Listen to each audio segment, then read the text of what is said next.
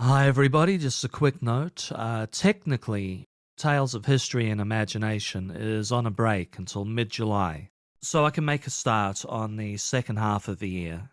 In reality, we're picking up quite a few new listeners on the podcast at the moment, and I wanted to keep that momentum going, so the following is a quick minisode.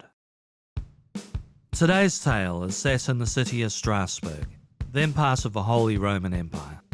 The date, mid-July 1518. Frau Troffea, a local often written about but rarely described. So I choose to imagine her as a medieval Toni Basil, possibly galliarded, gavoted, maybe even alamandered her way down the streets of the city. Dancing to the beat of an unknown drummer, she spun, twisted, and thrust her limbs akimbo in what must have seemed unrestrained joy. At least she did, until she collapsed out of sheer exhaustion. Not yet done, she got up, dusted herself off, and continued to dance the night away.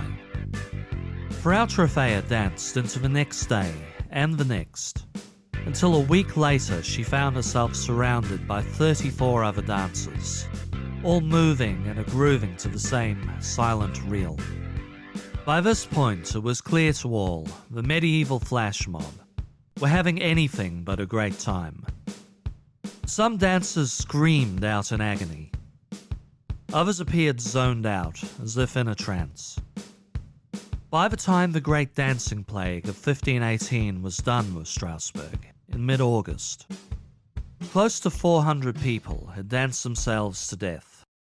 The incident remains a matter of conjecture to this day, though medical experts have an idea what may have caused the plague. The earliest accounts of dancing plagues came from Christian preachers who were later canonized, so carry all the usual distortions found in hagiographies. In the 7th century, the Frankish bishop Saint Eligius was so incensed with a group of dancers disturbing the vigil before the feast of St. Peter, he cursed them to dance non-stop for a year.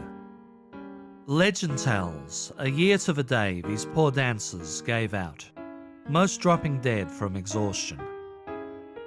Another legend tells of the missionary Willibrord travelling through Waxweiler, Germany, in the 8th century.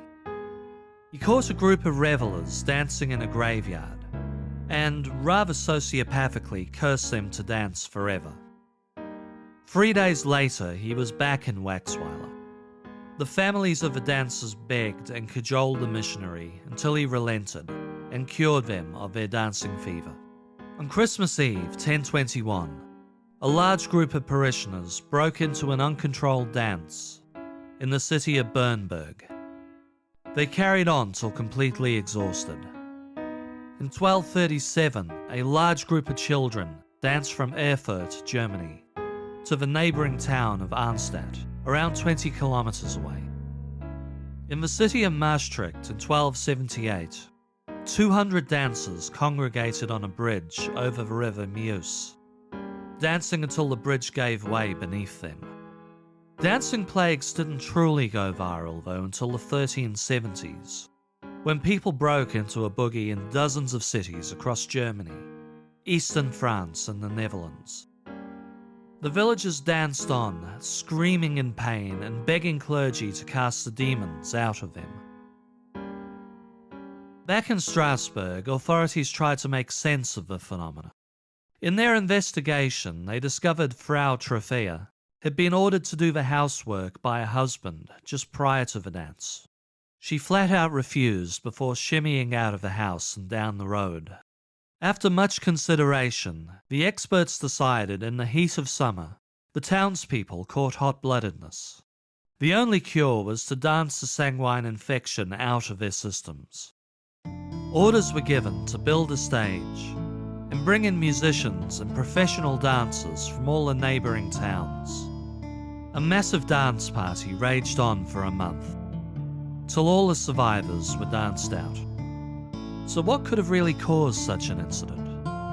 In a 2009 article for The Lancet, historian John Waller suggested the dancers had descended into an altered state of mind, having discounted ergot poisoning, Ergot is a fungus which gets into flour by growing on rye stalks and can cause hallucinations and involuntary movements.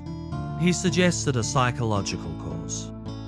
Strasbourg had been through a couple of particularly awful years. Recent harvests have been poor, leading to starvation and a leap in the costs of grain.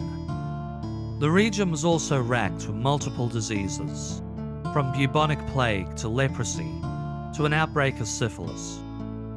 Surrounded by doom and gloom, the town's mass nervous breakdown took the form of a dance to the death. In the years since, we've seen similar phenomena in June bug infections, mysterious poison gas bandits, Tanzanian laughing plagues, German Coca-Cola poisonings, an outbreak of Tourette's-like symptoms in an upstate New York high school, spates of headaches and nausea caused by a probably imaginary sonic weapon among American soldiers in Havana, Cuba, and so on.